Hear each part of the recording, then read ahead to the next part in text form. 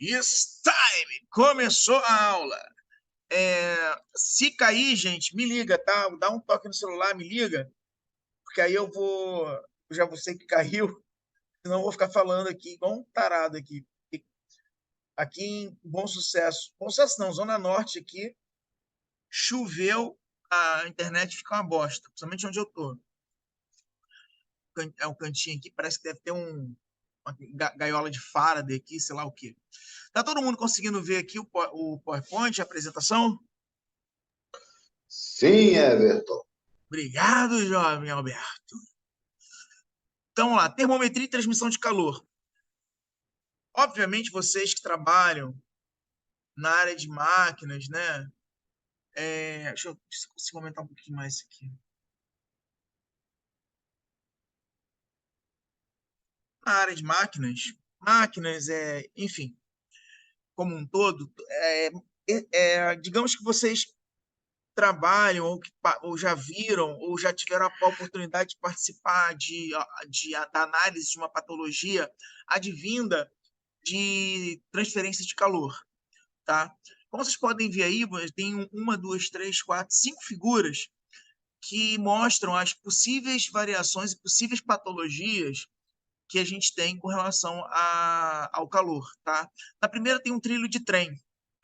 Esse trilho de trem, o erro básico aqui dessa patologia, dessa dobra que foi gerada no trilho de trem, foi o calor que esse material absorveu e, consequentemente, quando ele absorve calor, todo material, por estado vibracional, lembra, calor é vibração, calor é transferência de energia térmica de um ponto A para o ponto B.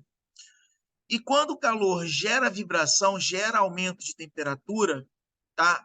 O material, os átomos do material, eles começam a ficar cada vez mais afastados. É natural isso.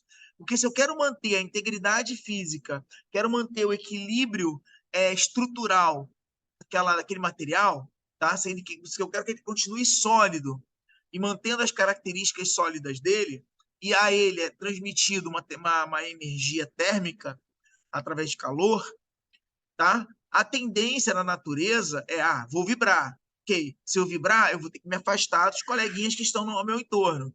Se eu afastar dos coleguinhas que estão no meu entorno, o somatório de todos esses afastamentos infinitesimais vai me dar um aumento macroscópico.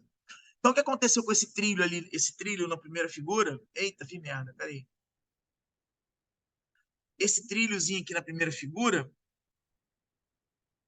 ó, é que, na verdade, os átomos foram excitados, as moléculas foram se afastando uma das outras, né?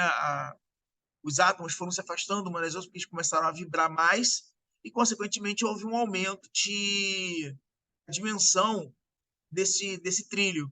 Como não existia nenhum vazio, nenhum nada pudesse compensar ao aumento ou a diminuição do material com a perda ou ganho de calor, tá? O que aconteceu foi isso aqui, ó. Bastava ele fazer o que fizeram aqui embaixo, tá vendo, ó?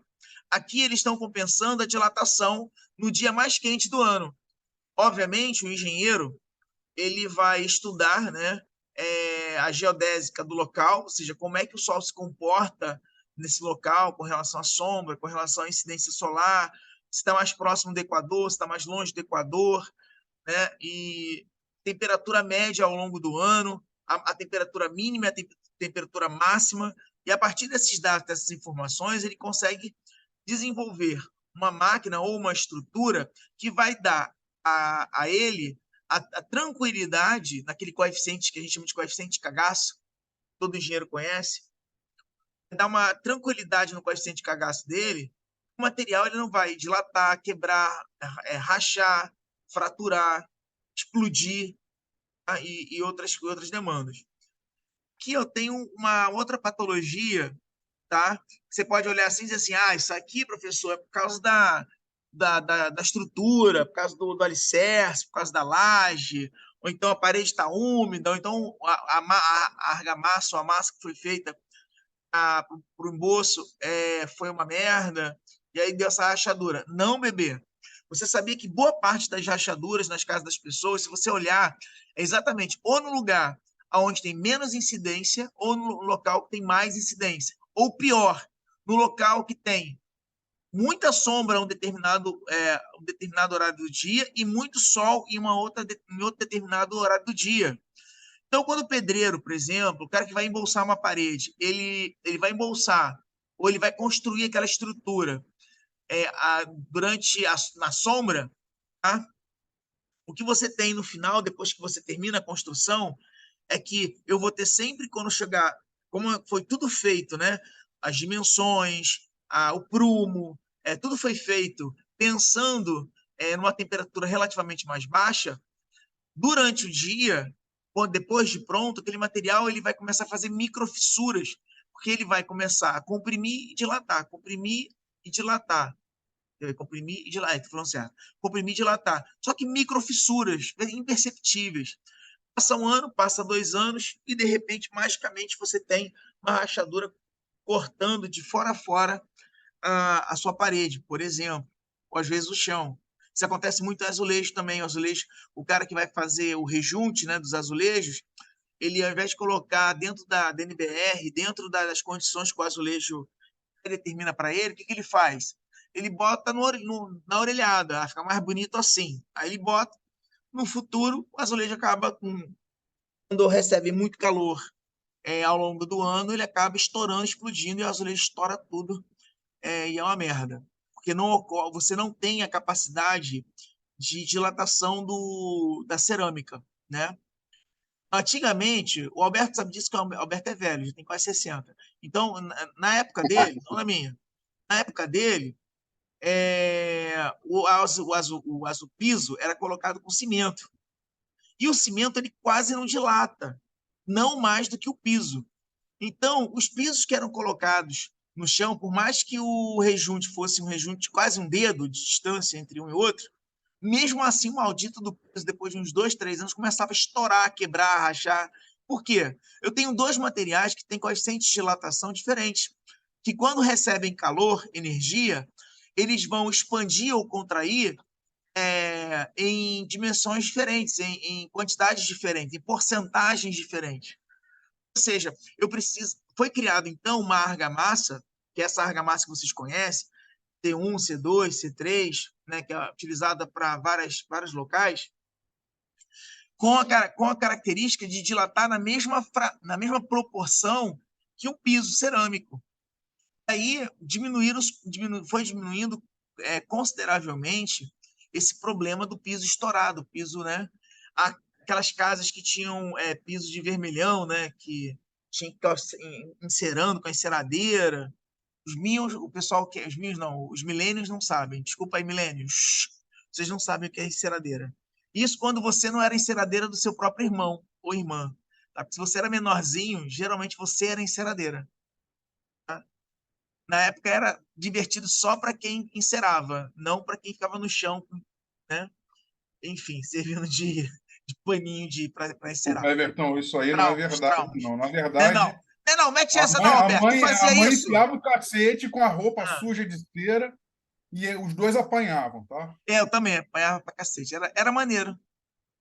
Na hora, enfim, é É coisa de. maneiro para mim que eu era o irmão mais velho. Eu sei, eu sempre era o irmão mais novo, então esse que era o problema. Continuando. Então, o que que rola? Eu tenho esse outro material aqui, ó, tá vendo? Dilatando, ó. Aqui é um concreto, cara. Olha só, cara. Vocês ficam falando, a temperatura variou só 5 graus ao ano, 10 graus. Cara, isso já é o suficiente para dar merda. Tá? Aqui, ó, você está olhando e fala assim, nossa, que bonito o pôr do sol. Está errado. A angulação que esse troço está dobrado aqui, ele está quase na iminência de arrebentar. Ou seja, quem calculou essa merda aqui, ó, tá? Na hora de fazer Ô, meu pai, esqueci o nome disso aqui. Fazer, né, não é corda, não. Ixi, ô, meu pai, lembra aí. Cabo de aço. Na hora de fazer o cabo de aço, o engenheiro de materiais ou o engenheiro mecânico, tá? Calcular errado a bitola, o dimensionamento do cabo para poder sustentar, porque ele cagou para variação de temperatura nessa região, que o cara pegou dados que são feitos, por exemplo, no Rio Grande do Sul, tá? Tabelados, e aí jogou lá para o norte do Brasil, Nordeste, lá perto do Equador, onde a incidência solar é braba. Aí, obviamente, esse material aqui ele pode vir a não resistir, arrebentar o cabo, dar problemas de transmissão, enfim. Isso acontece pra caramba, tá? É mais comum do que vocês imaginam. Ensinando. Então, nós temos, na verdade, gente, toda dilatação é tridimensional, tudo tridimensional. Mas de uma forma didática e observacional, a gente imagina o seguinte, que a gente tem uma dilatação linear, chama de 1D, tá? Então, quando a gente está preocupado com o comprimento do objeto. Lembra do trilho de trem? No trilho de trem, a gente não está preocupado com a espessura do trilho de trem, mas sim com o comprimento dele, porque a espessura, por mais que aumente, é muito pouco em relação à roda que vai em cima. Apesar que existem alguns trens que escarram, não sei, esqueci o nome, como é que fala? Escaralharam, caguei, dessas operadoras aí de trem, que não foi nem por causa do trilho, não, tá? Foi porque a barra era dilatava muito, né? O ferro, a composição do ferro que foi comprado, né?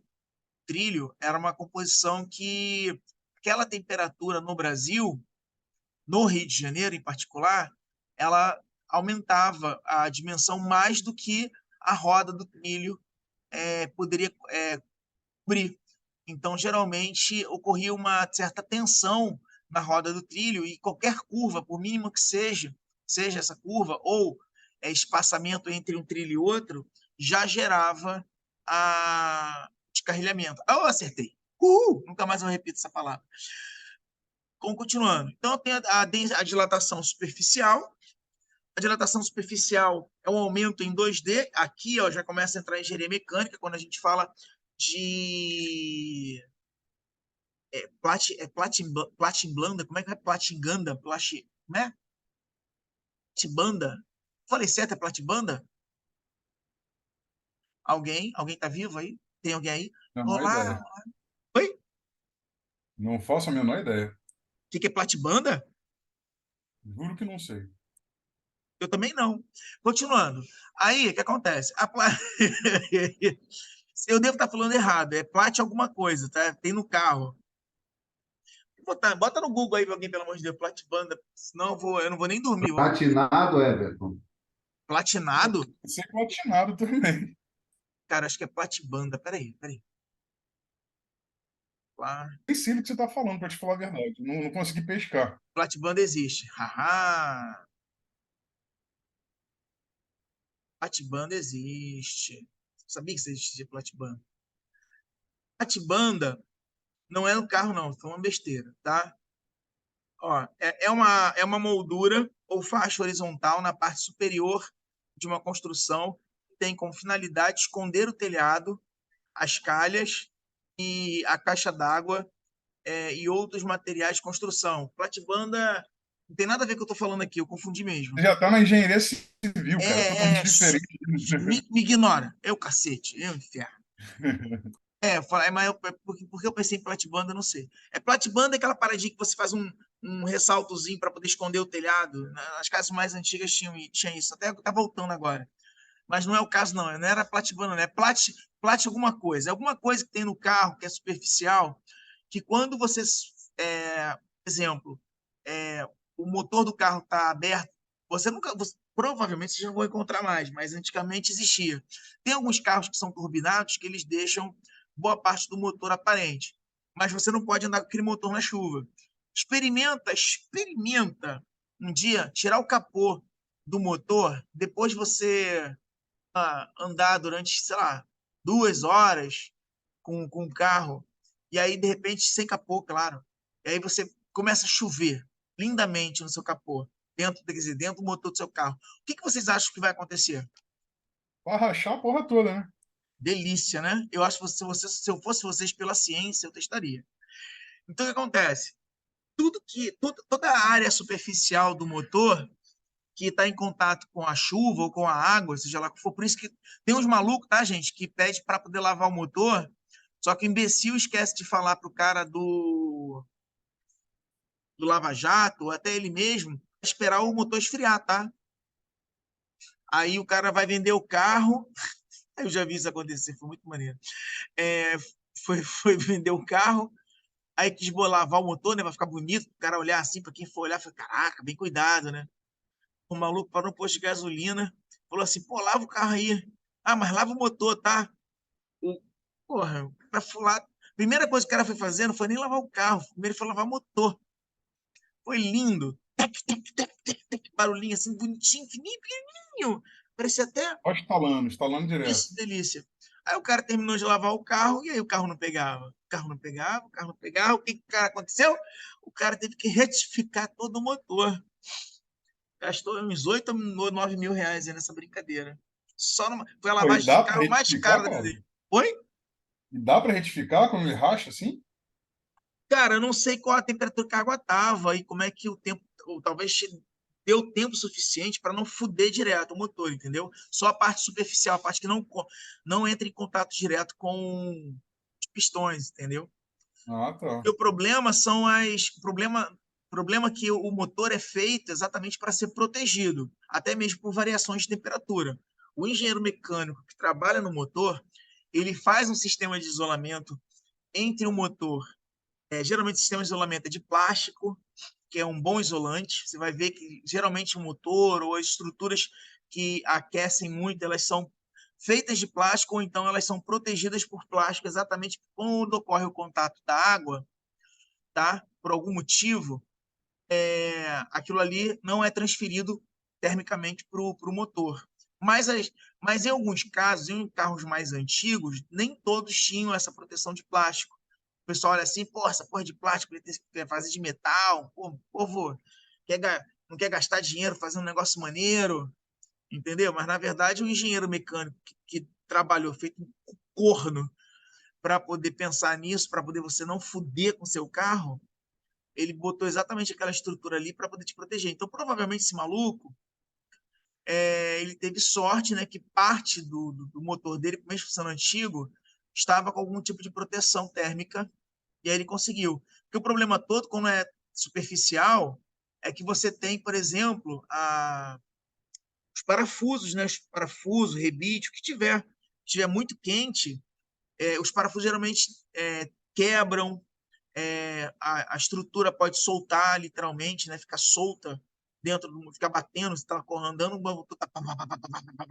aí tu vai ver é um negócio que está solto porque o parafuso literalmente foi desroscando, porque como houve uma variação de temperatura, ele perdeu a rosca. Isso acontece pra caramba. Por isso que alguns não. Por isso que alguns carros que vêm, que são da Europa, que são de países com uma temperatura muito mais baixa que no Brasil, os motores eles têm aquecimento obrigatório. Eles têm um aquecimento que vai tanto para o motorista, mas também vai para o próprio motor, para o motor não congelar. Exatamente para manter sempre essa temperatura. A tecnologia para isso ser feito é muito braba. Assim, o engenheiro que parou para pensar nisso, engenheiros, né, ralaram bastante, porque para conseguir, porque às vezes o carro fica coberto de neve.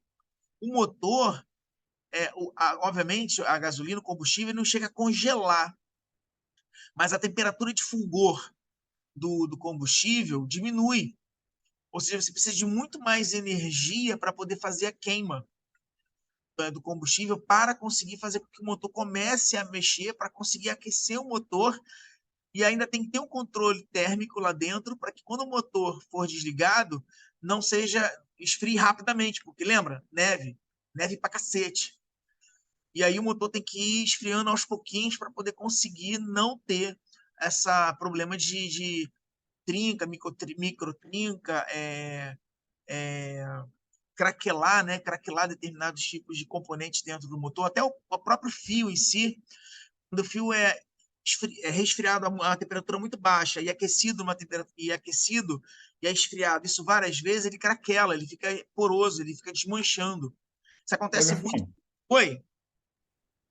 O coeficiente de dilatação do alumínio ele é menor do que de um ferro fundido, por exemplo? Cara, tem que ver, mas provavelmente sim. Então, porque você está falando, já que a gente está falando de dilatação térmica, Sim, aí você está falando de motor, né? E essa diferença de temperatura e a velocidade de refrigeração.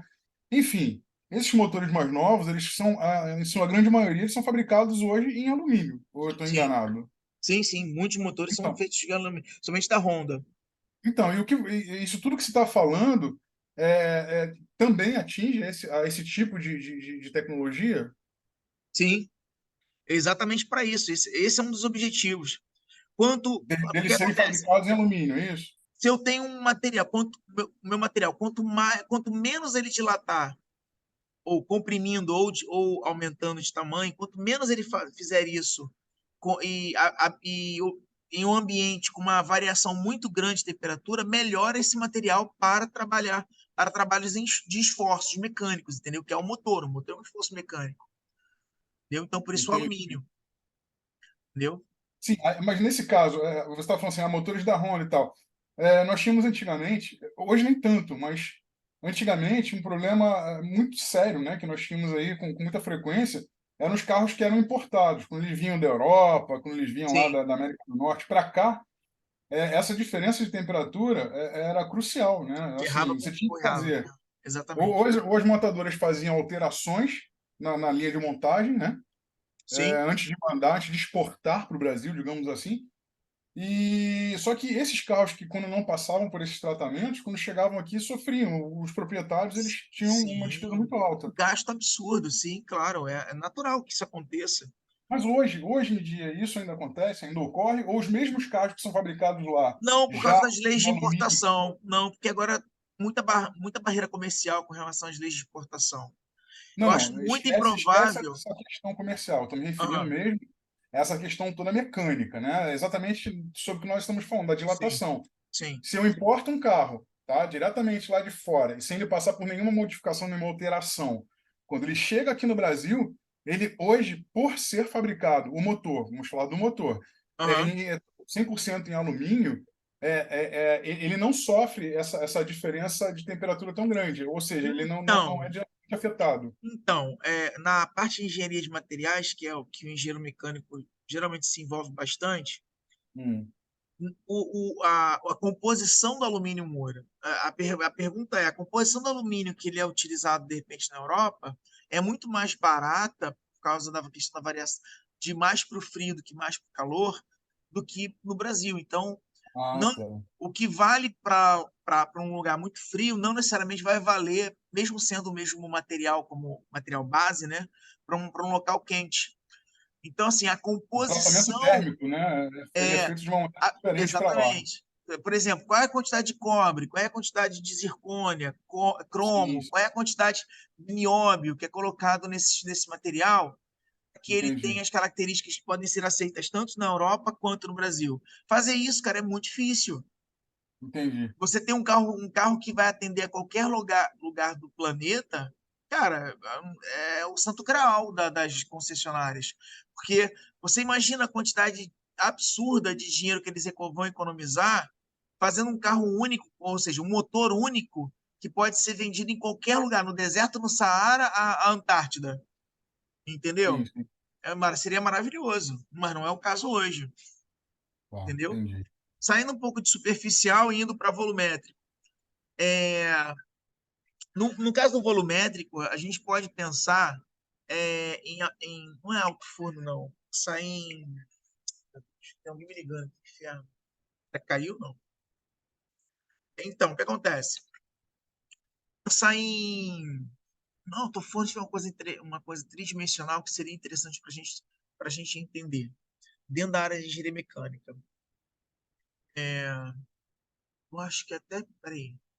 Alguém consegue imaginar uma estrutura que ela vai naturalmente gerar calor dentro dela e essa geração de calor pode gerar algum tipo de energia, o próprio motor, né? O motor de um carro, geradores elétricos. Caralho, tem um game perturbando me ligando aqui, inferno. Desculpa, gente, falei Turbina de caralho. aeronave, que alimenta, inclusive, a própria aeronave. Turbina de aeronave, puta, é isso aí. Você falou tudo, turbina de aeronave. Turbina de aeronave, exatamente isso. Turbina de aeronave, cara, o calor que ela gera é absurdo. Tanto que quando vão construir aquelas, boa parte daquelas pás lá é um tratamento térmico muito minucioso, porque o calor que ela gera, se você não tiver um controle A térmico temperatura ali é muito dentro, alta, né? maluco, vai explodir. Babau. Coeficiente de cagaço. Coeficiente de cagaço, vocês devem, não sei se vocês tiveram Resistência de Materiais 2 já, ou já tiveram. Tem um coeficiente chamado coeficiente de eu falo tanto coeficiente de cagaço que eu até esqueci qual o nome. Não é de erro, não. Coeficiente de trabalho, enfim. É um coeficiente que ele tem valores que vão de valores de zero tipo vai dar merda, a infinito. Tá? Por exemplo, o coeficiente de cagaço do elevador é 4. Acho que na norma acho que é até mais, mas eu estou chutando 4. 4 significa que se você se ele estiver indicando que o elevador cabe no máximo 500 quilos, na verdade ele cabe 2.000 até arrebentar, entendeu? É o coeficiente de cagaço. Então, É você, o por que eles chamam exemplo, de margem de segurança, né? mais segurança, perfeito, obrigado, isso aí, mais segurança. Mas vão conhecer, quem já trabalha ou já vivenciou, talvez já tenha ouvido falar, geralmente engenheiro ou técnico responsável fala sobre coeficiente de cagaço. Então, quando você constrói um avião, o coeficiente de cagaço do avião, ou de segurança, margem de segurança, ele está próximo a 1. Sabe o que é próximo a 1? Próximo a 1 é que, tipo assim, nada pode dar errado. Se alguma merda, um repeat sair de um jeito que não, na hora que não puder, que não pode sair, cara, tu começa a pensar como é que vai ser a tua próxima reencarnação se você acredita nisso. Tipo, se Cara, acontecer dizem que um avião, especificamente um avião, não digo nem um helicóptero, mas digamos um avião, sim, as chances dele cair por projeto, tá? Por projeto, são quase nulas.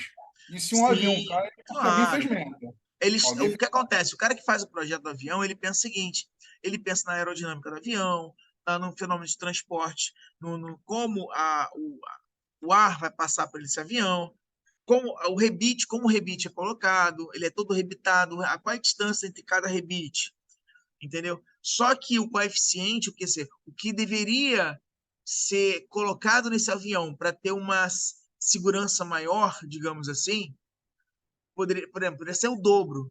Mas imagina o dobro de fuselagem, o dobro de rebite, o dobro de material estrutural. Cara, o avião ia gastar absurdos de combustível. Imagina como seria o transporte aéreo. Porra, já gasta, né? Já gasta. Gasta, exatamente, já gasta muita energia. Então, por exemplo, os jato de aéreo de americano, jatos de guerra, o coeficiente de cagaço deles é menor que 1. É menor que 1. Ou seja, a probabilidade do cara de acontecer uma merda, um desastre, aumenta consideravelmente. Entendeu? Porque assim, ele não tem, a margem de segurança dele está abaixo da margem de segurança. Entendeu? O cara que pilota um jato de caça, por exemplo. Porque ele tem que ser o mais leve possível, o mais aerodinâmico possível, tá? Para conseguir entrar e sair de um país ou conseguir fazer manobras super complexas que um avião coeficiente de cagaço 1, 1,2, alguma coisa assim, um aeroplano, por exemplo, que é 1,2, 1,3, não vai conseguir, não conseguiria, entendeu? Isso tudo está ligado. Um dos fatores que se liga ao coeficiente de cagaço é também a dilatação térmica do material. Tá? Por exemplo, quando o cara vai fazer o avião, pô, ele sabe que o coeficiente de cagaço não pode passar de 1, porque ele tem que ter o máximo de rendimento ali. Como ele compra o material para fazer, é alumínio. Tá, mas é alumínio de quê? É um alumínio assim assado. Ele fez teste cíclico de fadiga, ele fez teste de resiliência, ele calculou o módulo de Young, ele fez vários testes mecânicos para poder, naquele alumínio, para que aquele alumínio fosse suficientemente leve, mas resistente e flexível. Mas imagina você ter alguma coisa que seja ao mesmo tempo resistente, mas que que ele consiga ser flexível para poder ser facilmente modelado. Agora, você tem que pensar nisso tudo e ainda incluir a temperatura. Porque, e aí, se esse cara sofrer uma variação de temperatura, como é que eu faço isso? É Entendeu? que no caso da aeronave ele sofre constantemente, porque Tem como a não. 8.000 pés de altura, cara, a temperatura é extremamente Cara, baixa, né? ele já não tá mais, já não tem mais a camada de ozônio, já não tem um monte de coisa protegendo ele, cara. Então, Sim, sim. assim, a probabilidade de estar absorvendo energia sobre a fuselagem é absurda. Absurda. Vamos lá, só os cálculos. Eita, fiz demais, exagerei. Aqui é o cálculo de linear, tá? Só para mudar um pouquinho o assunto para a gente não. Aí aqui é o cálculo de dilatação linear, tá? Eu tenho as dimensões aqui de. Dilatação linear é muito simples. Eu acho que todos aqui já estão carecas de saber. Eu tenho um material com um tamanho inicial L, tá? E aí eu estou só observando o que acontece linearmente com esse material. Isso acontece muito com o dispositivo de Splinter, o líquido. Quando você aquece aquele líquido, ele dilata tão rapidamente, tanto linearmente, dentro do tubinho, que ele aciona o dispositivo que libera a água. Tá? Isso também acontece em alguns dispositivos que têm mais sofisticados, que tem uma barra sensora, que quando a sala, o ambiente, aumenta 3 graus, 4 graus, ou uma certa temperatura de escape, uma certa temperatura, aquela barrinha cresce e ela toca um dispositivo, né? Ela toca o dispositivo dando um sinal de alerta. Tá? Ou um sinal sonoro, ou até mesmo ligando os splinters para o sistema, né? Para o sistema de computacional, alguma coisa assim. Sistema inteligente. Então, esse aqui é um exemplo clássico. Exemplo, eu tenho aqui esse cara está aquecendo. Perdão, outra coisa. Esse cara aqui está. Que merda está aparecendo aqui? Que bruxaria é essa? O cara está crescendo aqui, ó, a barrinha de ferro. Essa barrinha de ferro ela vai crescer. Só que aqui é uma mentira, tá, gente? É uma mentira. Ela não cresce somente para um lado. Esse delta L aqui, na verdade, ele está metade de um lado e a metade do outro. Então, ela cresce dos dois lados. Então, tem alguns cálculos que são pegadinha, que quando você vai fazer, qual deve ser a distância, quer dizer, qual é a temperatura para obter uma distância tal para que o objeto toque na parede. Aí a gente sempre calcula o delta L. E aí esquece, não, se a parede está aqui, não vou calcular, não vai ter, eu não, não é mais delta L, é duas vezes delta L. Então, quando eu jogo lá na equação, eu tenho que jogar duas vezes essa distância. Por quê? Porque esse objeto, querendo ou não, ele vai crescer para o outro lado, tá? Então, na verdade, todo objeto, quando você aquece, ele tende a aumentar o seu tamanho para os dois lados, tá? E não para um lado só, através de condução térmica. E aí eu tenho as equações básicas aqui, ó, aonde consigo prever qual vai ser a dilatação desse material.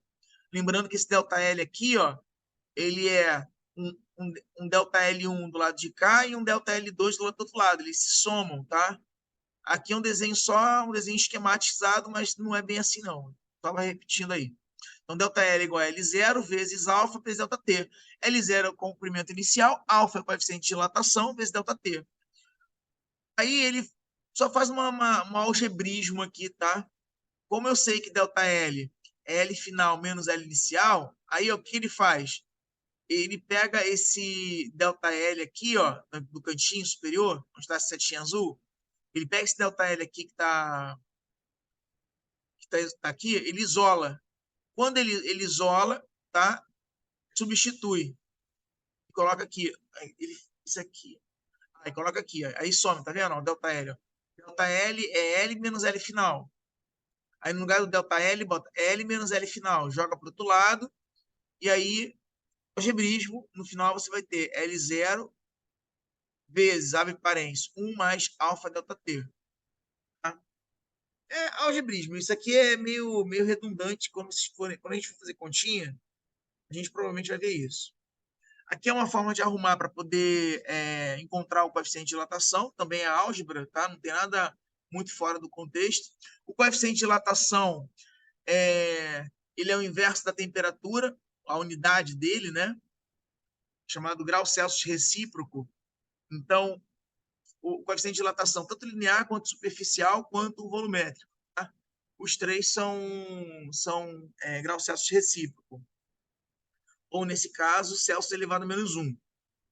Tá? O coeficiente linear dita o quanto esse material vai dilatar. Se vocês olharem aqui, ele é diretamente proporcional à dilatação. Então, quanto mais eu quero a dilatação, maior meu coeficiente de dilatação. Quanto mais eu quero que esse material se dilate, maior será meu coeficiente de dilatação. Tá? Mas olha que coisa interessante. Ele é inversamente proporcional à variação da temperatura.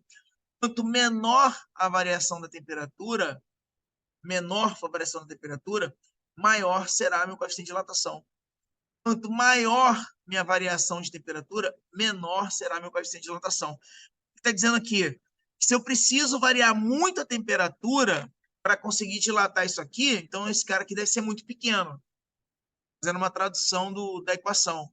Se eu preciso variar a temperatura muito pouquinho, isso já é o suficiente para esse cara aqui dilatar esse ΔL.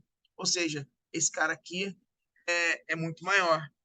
Então, quanto maior o coeficiente de dilatação, maior será a variação de temperatura e menor será a variação da temperatura. Perdão, maior vai ser a variação do comprimento e menor será a variação da temperatura. Ou seja, quem manda é o coeficiente. Quem manda é o coeficiente. Lembra que você falou do alumínio? Então, o coeficiente de dilatação do alumínio é menor. Por que é menor? Porque a gente quer que ele varie menos. Entendeu? E ele, para ele variar, ele ainda vai precisar de uma variação de temperatura enorme para conseguir ter uma variação linear razoável. Então, naturalmente, esse cara aqui vai ser muito pequeno. Então, no caso do alumínio, né, ele tem uma variação muito pequena em relação ao ferro, por exemplo. Aqui eu tenho os exemplos aí, ó lá, ó, que legal. Chumbo, ó, coeficiente de dilatação. Aqui tem material, né? Deixa eu ver por que tá aqui. Material. Ah, tá. Ó, coeficiente de dilatação. Chumbo, 2,9. Ó, zinco, 2,5. Alumínio, ó. Ó, alumínio, 2,2. Ah, professor, mas só disse que 2,2 mais que o ferro. Alumínio dilata mais que o ferro. Esse alumínio aqui, ó, que a gente está falando, é alumínio puro. É o chumbo puro. Isso é pegadinha, tá? Puro. Esse alumínio que é tratado para poder fazer motor, o coeficiente de dilatação dele não é 2,2. É muito menor que 1,18, tá? Do que do ferro. Tanto que ele é substituído pelo ferro para motores, tá? Então, esses valores aqui, eles vão se alterar drasticamente de acordo com a composição que for colocada. O material base, matriz, são esses, né? Mas se você, por exemplo, no alumínio, você coloca molibdênio, coloca molibdênio, cobre, molibdênio, cobre, zinco e... Ai, meu Deus, esqueci o nome daquilo. Como? Isso aqui ó, vai cair absurdamente. Tá, nota que ó, o cobre é 1,2. O aço que tem cromo contido nele, ó, quanto mais cromo você coloca nele, ó, mais baixo fica o aço. Menor ainda é o coeficiente de dilatação. Quando o alumínio... Jefferson, Oi? aproveitando que você está falando sobre uma tabela, isso é uma tabela que está sendo apresentada com os valores dos coeficientes de dilatação de cada material, certo? Sim, linear. Isso. Linear. Aí você fez um comentário agora que me despertou isso. Alumínio, alumínio puro, zinco, é zinco puro, chumbo, chumbo puro. Numa tabela como essa, nós que estamos aprendendo engenharia, né? Nós como engenheiros, como é que nós vamos saber identificar, abrindo um documento e se deparando com uma tabela Não, como essa? a carta que você... Não, você tem uma carta de dilatação. A carta, um livrinho que você... Por exemplo, eu estou indo para uma Ternium da vida, tá? Lá na minha mesa vai ter, na minha mesa, com certeza vai ter a carta de dilatação dos inúmeros materiais que são produzidos lá, elementos são produzidos e vendidos para o Brasil inteiro, na Gerdau, assim por diante. Aquilo ali aqueles são os valores de dilatação com as composições específicas. Então, eu posso ter 12 tipos de materiais à base de ferro que tem 12 dilatações, 12 coeficientes de dilatações diferentes para Não, mas várias não é bem isso. aplicações. Não é Fala, bem isso a dúvida, não. A dúvida é a seguinte: existe alguma variação em relação à nomenclatura de cada material? Por exemplo, não, alumínio puro é alumínio, mas o alumínio tratado, eles chamam o quê? É alumínio. alumínio também? Às vezes fala alumínio alfa, às vezes tem nomezinho.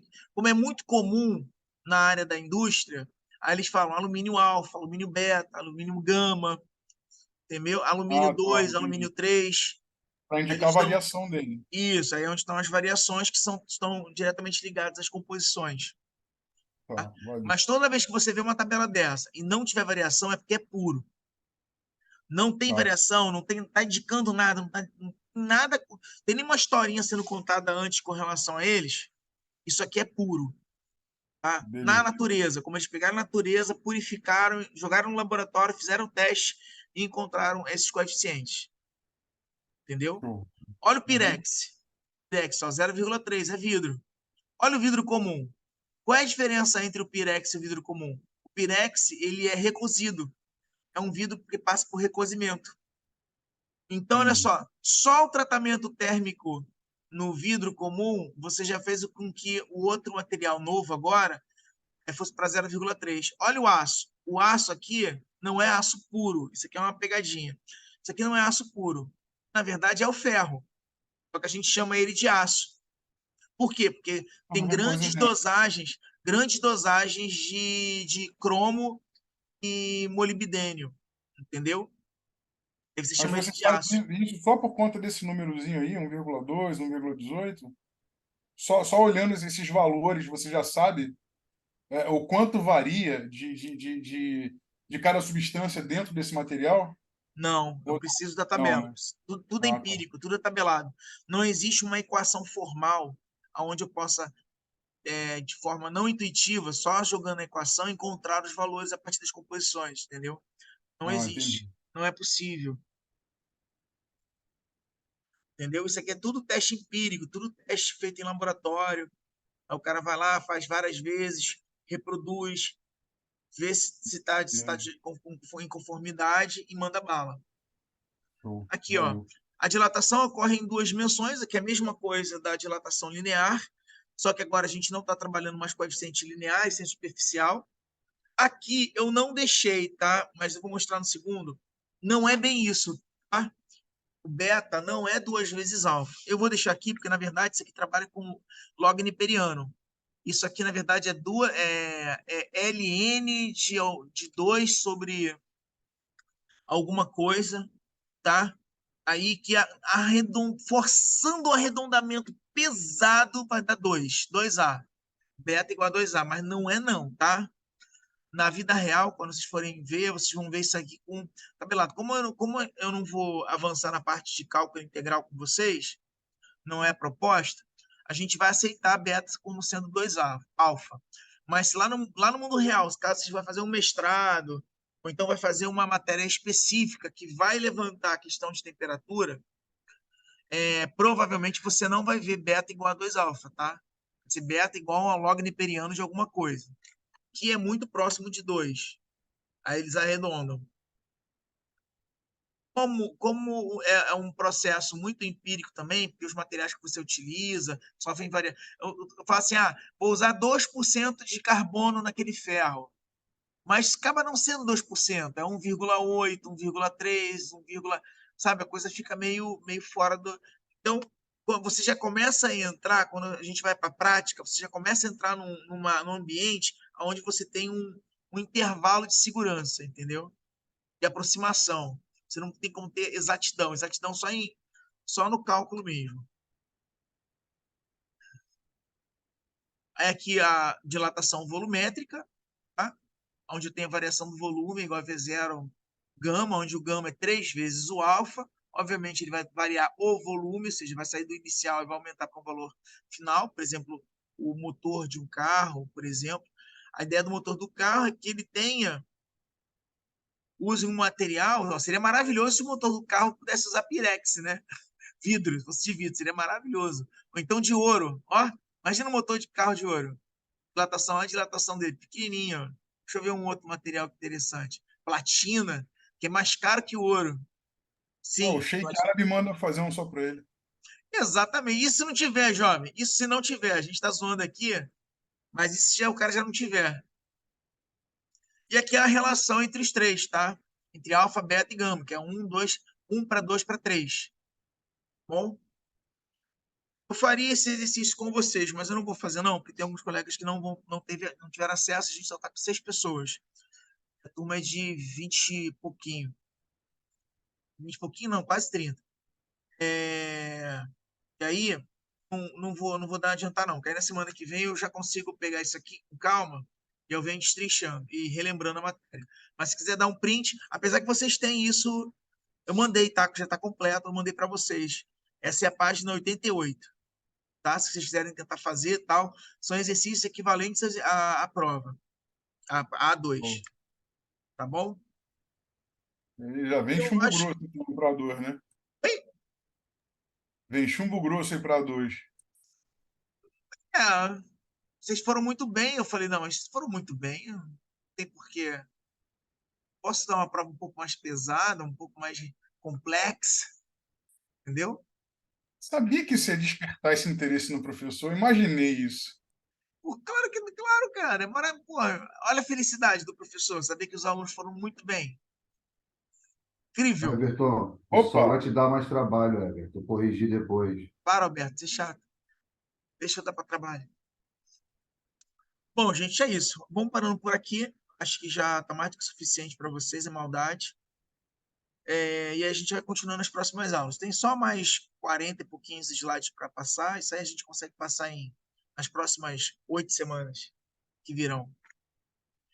Então, um abraço, um beijo, um queijo e bom descanso a todos.